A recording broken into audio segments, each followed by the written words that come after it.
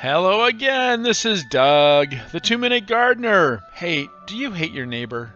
Do you want to hide your neighbor's house, yard, RV, tool shed, ugly dogs, hide all that stuff?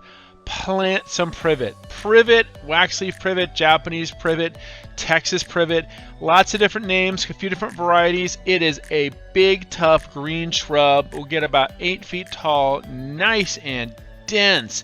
Looks best if you don't prune it. Now you can prune it, I'll show you that in a second, but if you just let it be, it gets a good 8 feet tall. Really great dense green.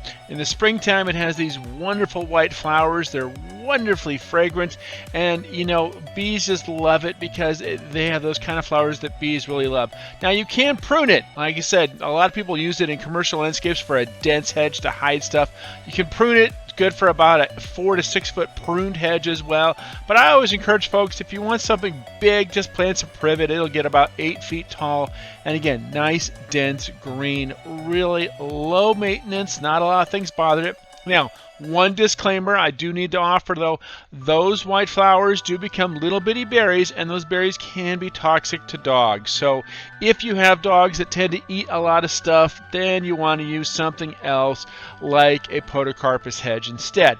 But if you don't have that problem and you just want a dense, easy to grow hedge, get some privet. Well, that's it. That's all the time we have for today. This is Doug, the 2-Minute Gardener, saying thanks so much for watching.